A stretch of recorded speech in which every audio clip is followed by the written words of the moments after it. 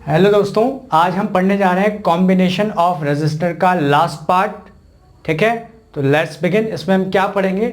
आज हम दो चीज़ें पढ़ेंगे। एक तो क्यूब प्रॉब्लम करेंगे, है ना, कुछ क्यूब प्रॉब्लम हम पाथ सिमेट्री से करेंगे, तो कुछ अपना मेथड ऑफ सक्सेसिव रिडक्शन से करेंगे। और हम पढ़ने जा रहे हैं इनफाइनाइट नेटवर्क, है ना, इनफाइनाइट बल्ब जुड़े हुए हैं, इनफाइनाइट रेजिस्टेंस जुड़े हुए हैं। ये सवाल भी आपसे पूछे जा सकते हैं। तो let's begin with question. Question से ही शुरू करेंगे। तो एक क्यूब बना हुआ है, पहले हम बना लेते हैं क्यूब बड़ा सा। ये रहा, सही बनाया क्या? अच्छा, जिस तरह से बना हुआ है उस तरह से बना लेते हैं। सही है गलत में तो कुछ ऐसी खास बात नहीं है। दिल मेरी ना सुने, दिल की मैं न सुनूं। चलो, इन सब साइड पर रेजिस्टेंस है R और एक पॉइंट ये दिया हुआ है A और ये इसी के सीधे दिया हुआ है B। Find the net resistance between A and B। तो we are going to do with the path symmetry. चलो रेजिस्टेंस बना देते हैं। टिंग चिक टोंग चिक चिकाचिक चकाचक।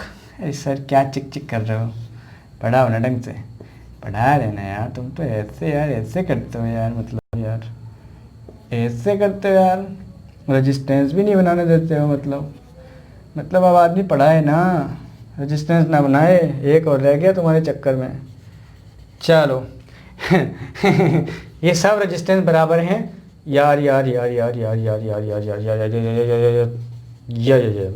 ठीक है, find the net resistance between A and B. तो let's do this with path symmetry. Sir एक और रह गया, हमको दिख रहा है, हमको भी दिख रहा है। तुम कौन से बड़े बाजी नमूने हो? ये लो, खुश। चलो करते हैं इसको। अब करना वही है कि पहले आप एक सेल जोड़ देंगे बिटवीन ए एंड बी। वो नौटंकी तो हम करते आ रहे हैं। डन। चलो इन पॉइंट्स को कुछ मान लेते हैं। ये A तो ये भी A, इसकी बात हम कर चुके हैं पहले ही, कोई तार वार कुछ नहीं है। ये B तो ये भी B। सिमेट्री होनी चाहिए। देखो, तो इसको हम लाइन अगर ऐसे ज्वाइन करते हैं, if we draw a line diagonally and you know this, ऐसे ड्रॉ करें हम लाइन, तो देखो इधर भी ऐसा सीन है, इसके इधर भी ऐसा है, इसके ऊपर भी ऐसा, इसके नीचे भी ऐसा। तो इसको हम बोलते हैं पाथ सिमेट्री।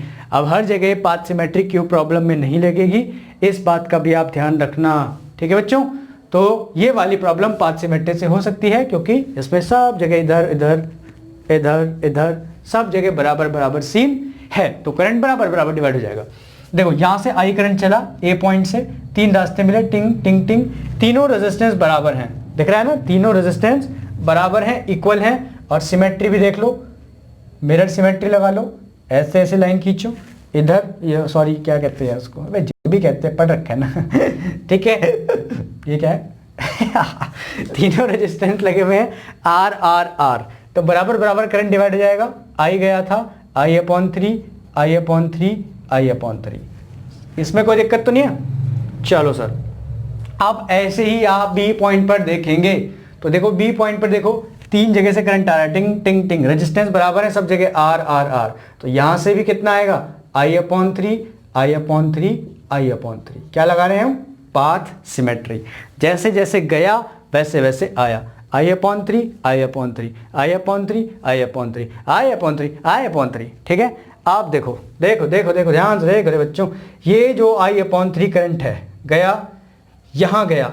अब इसको दो रास्ते मिले, फिर से देखो सिमेट्री, दोनों रेजिस्टेंस बराबर आर आर, तो फिर से इक्वली बढ़ जाएगा, है ना। मान लो कि I डैश है, से I dash is equal to I/3। तो यहां पर I डैश गया, तो बताओ यहां कौन से पार्ट में बढ़ जाएगा?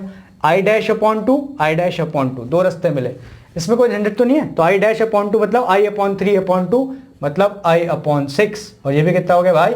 I/6। बहुत अच्छे, बहुत बढ़िया। अब देखो फिर से, ये I/3 करंट है, तो यहां कितना होगा? Answer is I/3। सॉरी, इसकी जरूरत नहीं है, ठीक है ना। तो देखो इस तरह से जो है डिवाइड हो जाता है। सिमिलर प्रोसेस आप इधर लगा सकते हैं। देखो यहां से I/3 गया, तो यहां भी इसको दो बराबर रास्ते मिले, तो यहां बट गया I/6 क्लियर। फिर यहाँ से करते करते यहाँ से करते करते यहाँ से, तो बताओ यहाँ कितना गया I/3। देखो ध्यान से देखो, करंट सीखो यार बैठना। यहाँ से कितना गया I/3, I/6 यहाँ से, तो I/6 यहाँ से आ रहा होगा, I/6 प्लस I/6 2I/6 मतलब I/3। ठीक है, ऐसे यहाँ पर देखो I/3 यहाँ पर जा रहा है, करंट का डिवाइडेशन सीखो। I/3 तो क्या होगा, बराबर रेजिस्टेंस है, सिमेट्री, पाथ सिमेट्री एकदम। I/6 यहाँ से ये आ रहा और I/6 यहाँ से ये आ रहा है, तो ये हो गया I/3।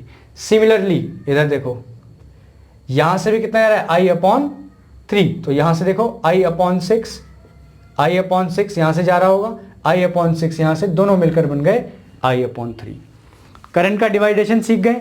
नहीं सीखे सर, बहुत कॉम्प्लिकेटेड है। अरे कुछ नहीं है कॉम्प्लिकेटेड यार। यहाँ ए से गया I, 3 रास्ते मिले, बराबर बराबर बराबर बराबर, सिमेट्री, I/3 तीन इक्वल पार्ट में बट गया। ये I/3 इसको मैंने I डैश कहा, यहाँ गया, इसको 2 रास्ते मिले, I/6 आधे आधा बट गया। ठीक, अब जैसे जैसे ए से गया है, 3 रास्ते थे ना, I/3 वैसे वैसे बी पे आएगा, I/3 बाकी देखो कैसे आएगा। तो ये है I/3, इसको 2 रास्ते मिले, I/6। आप ध्यान से देखो, I/6 इधर से आ रहा है, जा रहा है I/3, बराबर रेजिस्टेंस, तो I/6 इधर से आना चाहिए, खत्म काम, पाथ सिमेट्री। हाँ, समझ में आई बात। आप किरचॉफ रूल लगा दो इसमें कहीं भी, किसी भी लूप में, और आंसर निकल जाएगा। मान लो कि वोल्टेज है V, तो कैसे निकालेंगे, देखो नेट रेजिस्टेंस, ये सब में करंट जा रहा है, कोई प्रॉब्लम वाली बात नहीं है, तो इक्विवेलेंट रेजिस्टेंस हम निकाल सकते हैं using any of the loop. तो देखो ए, ये वाला A देख लो, A, इसको मान लो C, D, A, C, D, B, A। तो इन लूप, छोटा सा कोई सा लूप पकड़ लो, इसमें A B आ रहे हो और ये सेल आ रहा है ना, in loop A, C, D, B, A using Kirchhoff rule. Sir क्या करते हो सर, खाना खा रहे थे भाई, खाना खाते नहीं पड़ते भाई। In loop A, C, D, B, A, तो A से चले देखो, इधर करंट जा रहा है, इधर प्लस इधर माइनस, प्लस से माइनस, पोटेंशियल ड्रॉप माने पॉजिटिव, तो कितना हुआ I/3 इंटू R, तो ये हुआ I/3 इंटू R। ओके, आगे चले चले चले चले, यहां देखो ऐसे जा रहा है ना, A, C, D, C से D, फिर से देखो करंट भी ऐसे जा रहा है, प्लस से minus, drop is taken positive, I/6 into R, I/6 into R। चलो सर, फिर देखो D से E जा रहे हैं, करंट भी ऐसे जा रहा है, प्लस से माइनस, फिर से drop positive, plus I/3 into R, टिंग टिंग टिंग टिंग टिंग, माइनस से प्लस, गेन पहाड़ पे चढ़ना मुश्किल, -V बराबर 0। ये नहीं आता तो किरचॉफ रूल वाला लेक्चर आप देखें, ठीक है, किरचॉफ रूल वाला लेक्चर देख लेना, कोई प्रॉब्लम नहीं है। I/3 प्लस I/3, तो ये हो गया 2I/3 R प्लस IR/6 बराबर में गया V, 2 से करो मल्टीप्लाई, 2 से करो डिवाइड, 4 + 1 5IR/6 बराबर V। क्या निकालना है बच्चा, V ही निकालना था। क्यों सर, हमें तो R निकालना है। देखो ना कैसे निकालते हैं, ये आ गया अपना V, नेट पोटेंशियल डिफरेंस, ठीक है। अच्छा जी, आप देखो क्या निकालना है हमें, नेट पोटेंशियल डिफरेंस, ओ सॉरी यार, क्या निकालना है, नेट रेजिस्टेंस, इक्विवेलेंट रेजिस्टेंस, है ना। लगाओ फॉर्मूला, क्या होता है, I बराबर V/R, A और B के बीच में। तो I कितना गया, देखो I तो I है, I कितना है, I is equal to V कितना अभी निकाला, R यहां से, तो R, ये R है नेट, समझ गए ना, I is equal to V/R, Ohm's law. ये सबको मिलाकर के मान लो कितना हो गया, R नेट, A और B के बीच में जुड़े हैं, तो I is equal to V/R net. तो बताओ R नेट कितना हो गया सर, R नेट हो गया बच्चों V/I। करंट कितना गया था, देखो यहां से I, क्लियर है। तो लगाओ formula, R net is equal to, दिख रहा है, ये देखते हैं एक बार, चेक करते, चेक दिख रहा है, बस बिल्कुल क्रिटिकल चल रहा है मसाला।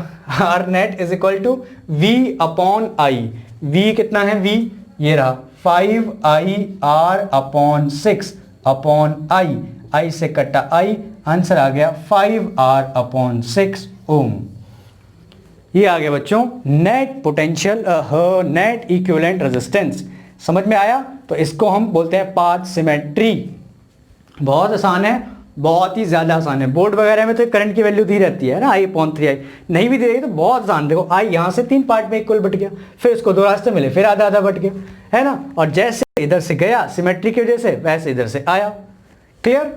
बस किसी भी एक लूप को पकड़ो और लगा दो किरचॉफ रूल, V निकालो, फॉर्मूला लगा दो, R net is equal to V/I, और आंसर आ गया। I यहाँ से कितना गया, I, मेन करंट A और B के बीच में I फ्लो हो रहा है ना, V कितना है वो हमने निकाल लिया, अपॉन I, आंसर आ गया R नेट 5R/6। समझे? देखो बच्चों, ये लिख दिया हमने, क्वेश्चन नंबर 2 बना दिया डायग्राम, ताकि आपका टाइम ना हो ज़्यादा वेस्ट, इसलिए हमने बना दिया पहले ही। ओके, ये A और B है, इस बार ये है A और B। तो फिर से पहला पॉइंट हम जानते हैं, कनेक्ट सेल। लेकिन बच्चों ध्यान से देखो यार, इस बार सिमेट्री नहीं लग रही है। अगर मैं एक ऐसे लाइन खींचूं तो जो इधर है, इधर तो कुछ भी नहीं है, ठीक है। तो यहां पर आप सिमेट्री नहीं लगा सकते, थोड़ा थोड़ा देखेंगे, करना वही है करंट वाला मेथड, ठीक है। तो यहां से देखो I करंट गया, अब I गया तो I वापस आया होगा, उसमें कोई टेंशन वाली बात नहीं है ना। ये पॉइंट A है। अब यहां देखो दो बराबर बराबर रेजिस्टर थे, तो इधर आधा आधा करंट बट गया, I/2 I/2। चलो यहां तक तो हमें नहीं है कोई भी दिक्कत, क्योंकि ये सिंगल पॉइंट से बटा। लेकिन बच्चों यहां है दिक्कत, चलो पहले अच्छा इसको देखते हैं। I/2 इधर गया, I/2 ऐसे इधर से आया भी होगा, है ना। I/2 यहां से आया होगा, I/2 यहां से, ये तो सिमेट्री बन रही है ना, जैसे गया वैसे इधर से आया, ठीक है। यहां तक कोई प्रॉब्लम नहीं है। अब देखते हैं यहां, लेकिन यहां हमें नहीं पता, इसको पॉइंट को जल्दी से मानो पहले। अच्छा ये A, तो ये A और ये B, तो ये भी हो गया V, B, ये C, D, E, F, G, H, ठीक। चलिए, तो I/2 अब हमें नहीं पता कि इधर इधर करंट कैसे बटेगा, क्योंकि कोई सिमेट्री नहीं बन रही। तो I/2 करंट यहां गया, दो रास्ते मिले, सपोज करो इधर चला गया I1, तो इधर कितना गया I1 minus I/2 minus I1, ठीक है ना। इधर से 2 लीटर पानी आया, अच्छा 3 लीटर पानी आया, एक इधर, 3 - 1 2 इधर, क्लियर है ना। चलो यहां सिमेट्री नहीं है, तो ये हम वो वाला कॉन्सेप्ट नहीं लगा सकते कि सीधा इसको आधा आधा कर दें, है ना। चलिए अब देखते हैं फिर से, जैसे गया है वैसे आया होगा। देखो यहां से आ रहा है I/2 माइनस I1, यहां जा रहा है कितना, तो यहां से कितना आना चाहिए जल्दी से बताओ। देखो ध्यान से, यहां से आ रहा है I/2 माइनस I1, यहां से आ रहा है मान लो X प्लस X, ये आने वाली करंट का सम बराबर जाने वाला करंट I/2 से I/2, तो देखो X बराबर कितना बचा I1, है ना। तो यहां से भी कितना आ रहा है I1। ये बात समझ में आई कि नहीं? देखो अरेंजमेंट किया। अब देखो थोड़ा सा सिमेट्री जहां लग रही है वहां लगा सकते हैं। देखो ये दोनों जो पॉइंट्स हैं, कौन कौन, CF, ध्यान से देखना, CF और EH, CF और EH, they are diagonally opposite, है ना। इमेजिन करो ये इसके जस्ट उल्टा है, तो जितना करंट CF में जाएगा उतना ही कहां जाएगा, EH में, सॉरी ये EH है। तो देखो CF में कितना जा रहा है, I/2 minus I1। Similarly same to same, देखो सिमेट्री भी समझो थोड़ी बहुत, जहां जहां लग रही है वहां लगाओ, I/2 माइनस I1, ठीक है। तो देखो यहां पर कितना गया CF में, I/2 माइनस I1। अब इसके जस्ट डायगनली अपोजिट कौन है, EH, तो EH में भी कितना करंट जाएगा, I/2 माइनस I1, क्लियर। अब देखो इस ब्रांच में कितना जाएगा ये समझते हैं, है ना। तो यहां से देखो I/2 यहां से जा रहा है, ये इसकी तरफ जा रहा है, कौन जा रहा है, I/2, तो ये हो गया I/2, जाने वाला सिर्फ एक है, E की तरफ जाने वाला सिर्फ एक है I/2, आने वाले दो हैं, ये भी जा रहा है यहां से दूर जा रहा है, ये भी दूर जा रहा है, तो इसको X मान लो फिर से। तो ये कितना हुआ, I/2 minus I1 plus X, is that clear. तो you can now easily find out the value of X, इससे कैंसिल हुआ, तो बताओ X कितना बचा, अगेन I1, ठीक है बच्चों। तो ये हो गया अपना I1, दिस मच, समझ में आ गया। चलो अब यहां पर चलते हैं D पॉइंट पर। तो देखो I1 इधर से आ रहा, I1 इधर से आ रहा है, तो इधर कितना जाएगा, 2I1, क्लियर है ना। I1 इधर से, I1 इधर से, तो इधर कितना जाएगा, 2I1। अच्छा जी वापस आओ, 2I1 में से I1 ये बट गया, I1 ये बट गया, क्लियर है ना। देखो 2I1 आया, I1 ये चला गया, I1 ये, सब में करंट हमने क्लियर कर लिया। इस तरह से आपको समझना है, थोड़ा सा जहां सिमेट्री लगे वहां आप देख भी सकते हैं, ओके, समझ आ गया। तो ये देखो ये बात समझनी थी कि CF के जस्ट डायगोनली अपोजिट कौन है, EH, तो जितना करंट CF में जाएगा उतना ही EH में जाएगा। बोलो, इसको मिटाएं, डायग्राम को नहीं मिटाऊंगा मैं, ये जो लिखा हुआ है एक्स वैक्स, ठीक है। तो ये हमें समझना है, नहीं समझ आया दोबारा जो है रिवाइंड करके इसको देख लो एक बार, समझ आ जाएगा। फिर भी ना आए तो कमेंट सेक्शन में कमेंट करके पूछो, ठीक है, कि क्या बात समझ नहीं आई। फेसबुक पेज पर भी अनुज शर्मा फिजिक्स के नाम से आप सर्च करके वहाँ पर भी कमेंट पूछ सकते हो, ठीक। चलो हाँ, आप देखो सबसे पहले हमें ये I1 नहीं पता है ना, I1 का झंझट है, ये I1 लग जाए पता तो हो जाए काम खत्म। तो देखो इस लूप में लगा देते हैं किरचॉफ रूल। तो इन लूप ई डी, ये लिख दो, इसको लिख दो 2I1, ई टी, ये क्या है जी, in loop E D G H E applying Kirchhoff rule, plus से minus drop taken positive I1 R, plus से minus drop 2I1 into R, again drop plus I1 into R, gain है ना, ये plus ये minus, तो minus I/2 minus I1 into R, पहुंच गई पर वापस, बराबर रख दो 0, R कॉमन लेकर कट्टम, देख रहे हैं ना, R कॉमन लेकर कट गया, क्या बचा I1 plus 2I1 plus I1 minus I/2 plus I1 बराबर 0, 2 और 1 3 और 1 4 और 1 5, 5I1 बराबर I/2। तो I1 कितना है रे बच्चों, I/10। समझ में आ गई बात, I1 कितना आ गया, I/10। बस यही तो नहीं पता था, हो गया। अब देखो A B के बीच में मान लो V वोल्ट लगा है, सिमिलर प्रोसेस लगाओ, I बराबर V/R, तो I तो I है, V/R अभी निकालेंगे, लगा रहे हैं किरचॉफ रूल। इसको लिखो फटाफट, I1 यहां पर लगाया हमने, I1 की वैल्यू निकाल ली, I/10, मिटाएं इसको।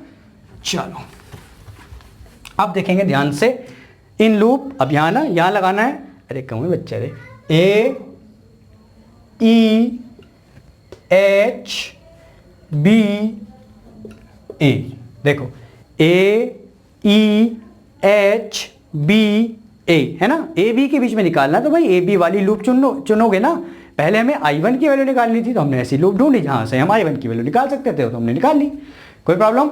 चलिए अब यहां पर लगाते हैं, A से E गए तो प्लस, ड्रॉप हो रहा है, ड्रॉप मतलब positive, I/2 into R, E से H गए, A E H, I/2 minus I1, तो पहले इसकी वैल्यू निकाल लो, I/2 माइनस I1 की, तो I/2 माइनस I1 बराबर, I/2 I1 की वैल्यू आई थी I/10, 5 से ऊपर नीचे इंटू करो, 5 माइनस 4 I/10, 2 से करो 2I/5, तो ये आया प्लस 2I/5 इंटू R, ठीक है ना, I/2 इंटू R, इसकी वैल्यू हमने निकाली 2I/5 इंटू R, प्लस से माइनस इनके ड्रॉप I/2 इंटू R, पहुंचे डायरेक्ट सेल पर, माइनस से प्लस मतलब माइनस बराबर 0।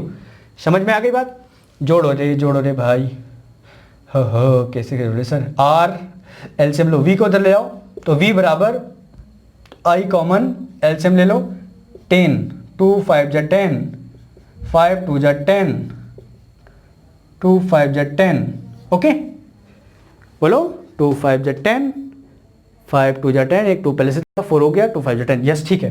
तो V कितना हो गया बोलो, 5 4 9 5 14, R लिख दो, IR/10 डिवाइड दो, 2 7 जा 2 5 जा, तो ये आया बच्चों 7IR/5। तो ये आ गई हमारे पास किसकी वैल्यू, V की वैल्यू आ गई है ना। तो जब हमने V की वैल्यू निकाली तो अब हम नेट रेजिस्टेंस निकाल सकते हैं। तो R नेट बताओ कितना हुआ, V between A and B upon I between A and B which is I।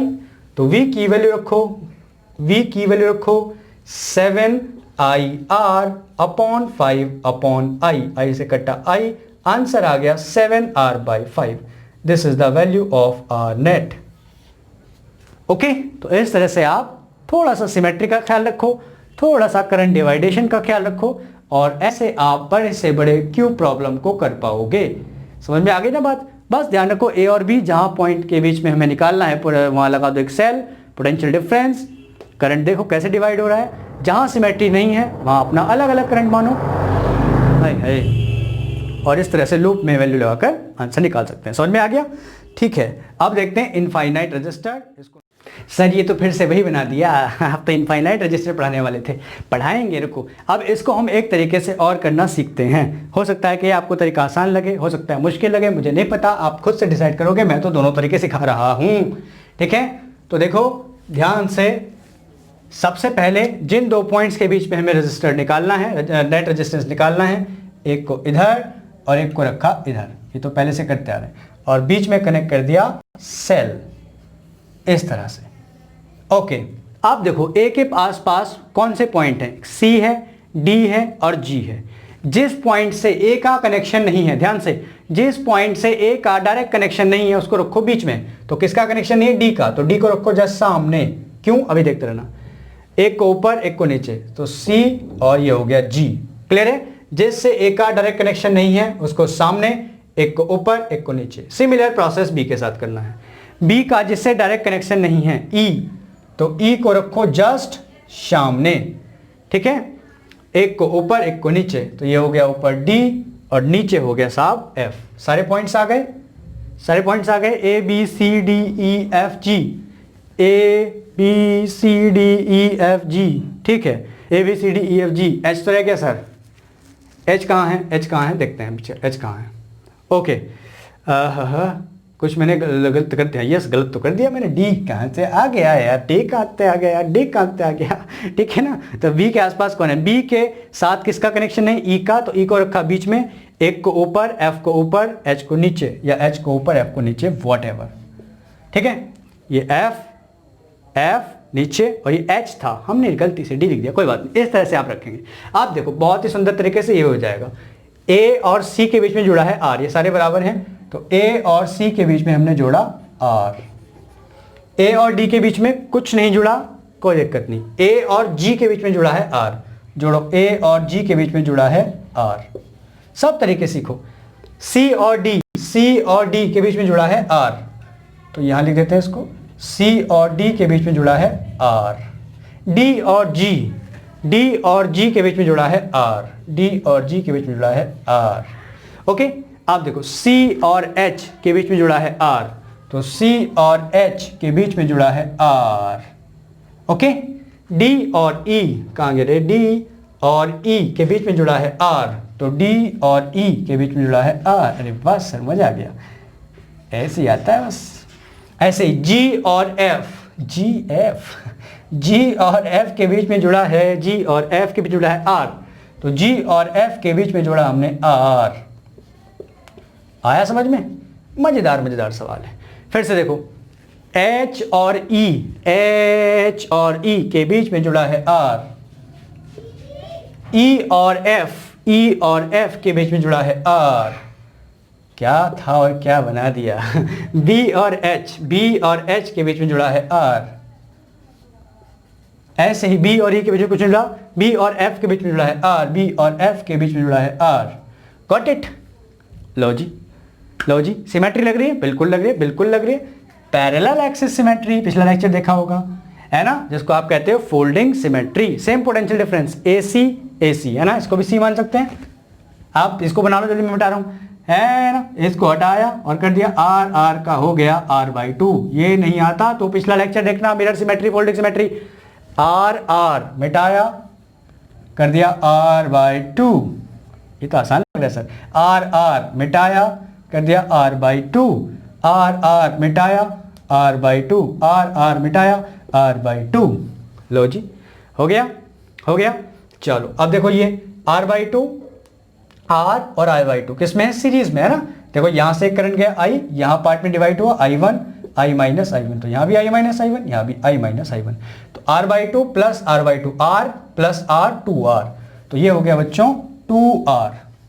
तो ये हमने बनाया ऐसे 2r। अब देखो फिर से 2r और r/2 पैरेलल, तो करो r1 2r, r2 r/2, r1 2r r/2, ठीक है। तो से 2 कटा, r स्क्वायर 2 to the 4 और एक 5 r/2, एक r से एक r कटा 2r/5, तो इन दोनों को मिलाकर के कितना आ गया?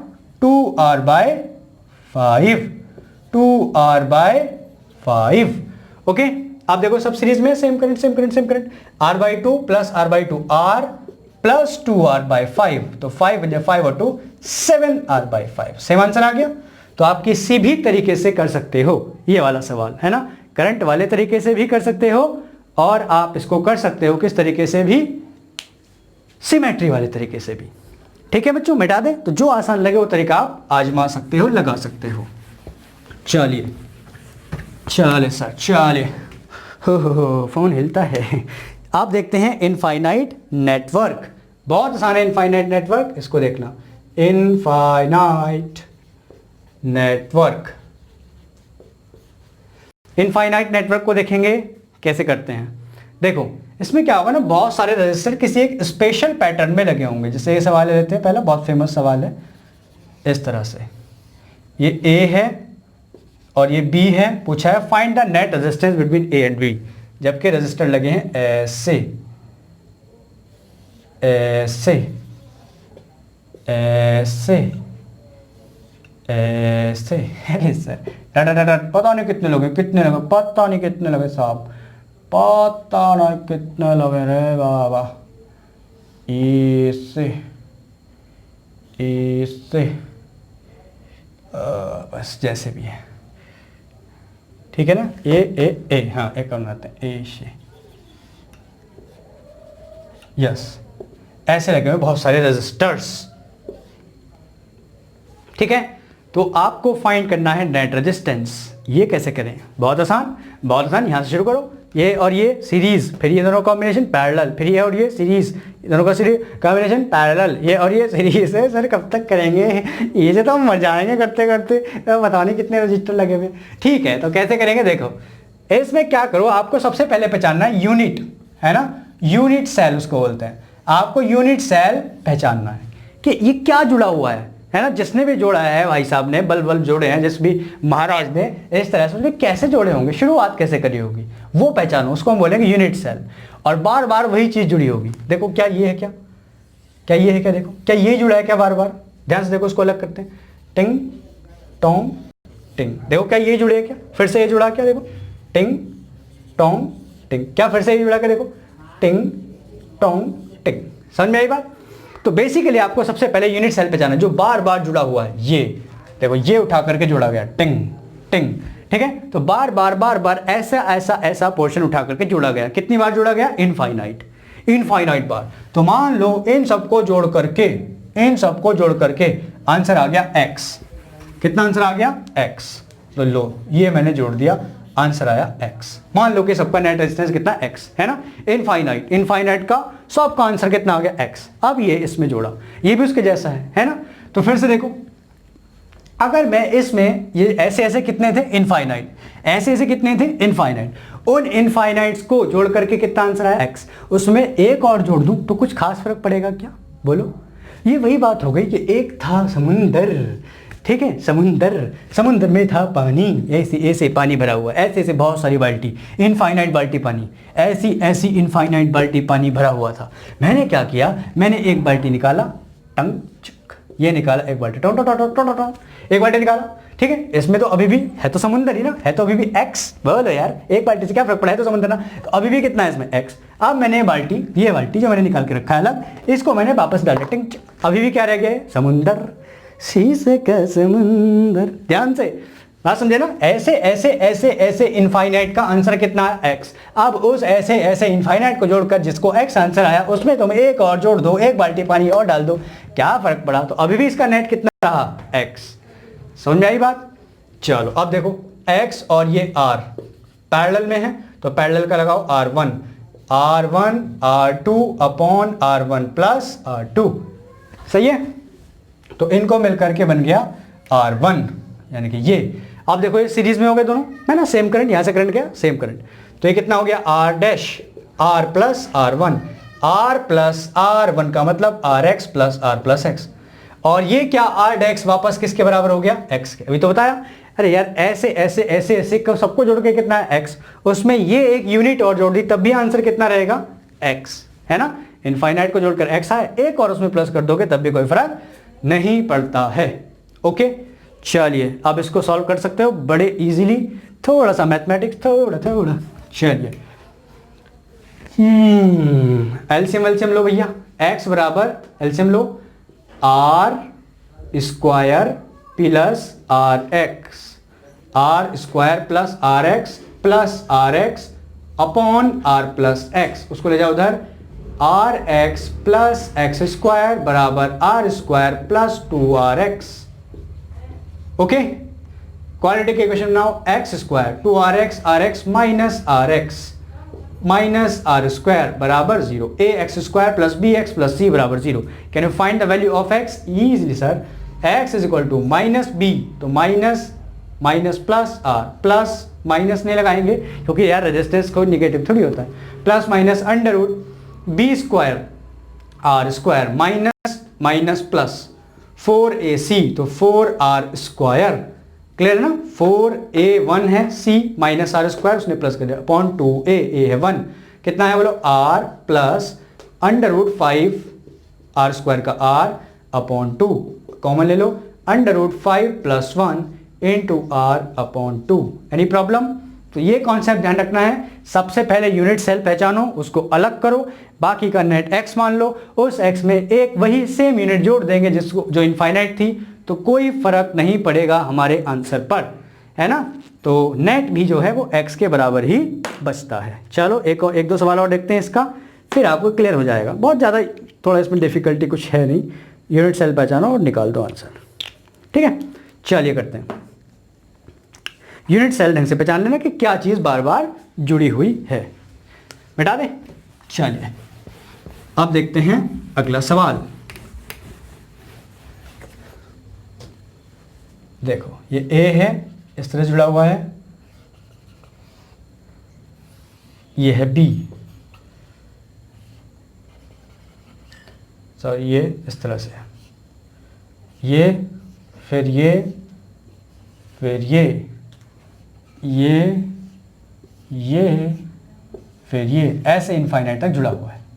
तो फिर से देखो यूनिट सेल पहचानो कि क्या चीज बार बार जुड़ी है। देखो क्या ये है, क्या देखो यही बार बार जुड़ा है ना, टिंग टिंग टिंग टिंग, यही चीज बार बार जुड़ी गई है। तो फिर से हमें पता है क्या करना है, इन एक को अलग करो, इन सब का मिला करके मान लो कितना आ गया x, तो ये मैंने इसके साथ ऐसे जोड़ दिया x।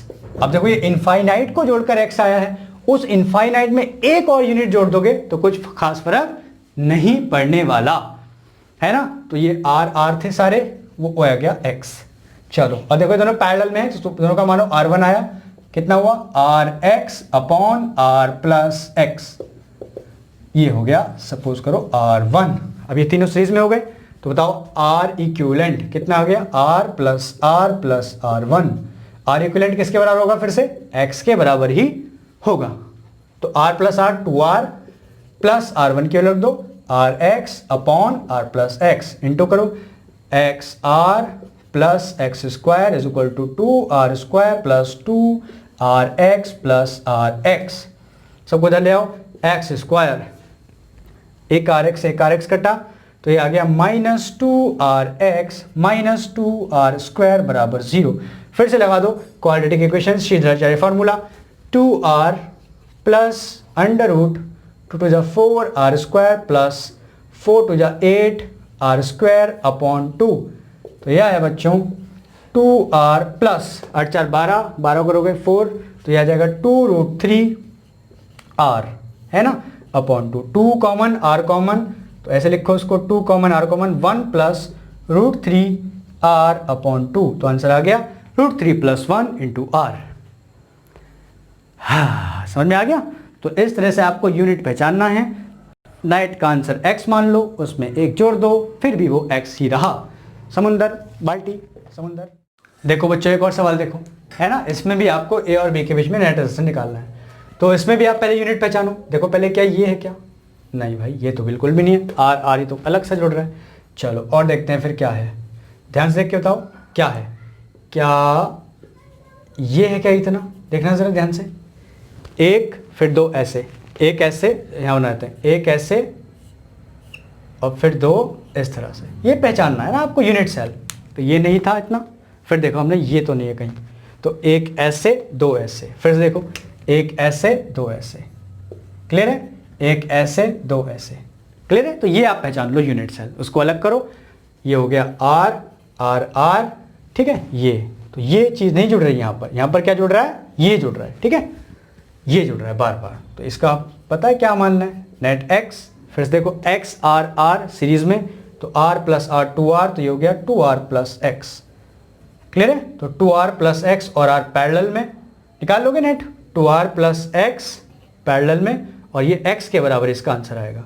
अभी पता है तो यार नेट इक्विवेलेंट x के बराबर ही आएगा। तो करो r1 r2 upon r1 plus r2 multiply कर दो, 2r 3r हो गए, x square plus 3rx is equal to rx plus 2r square.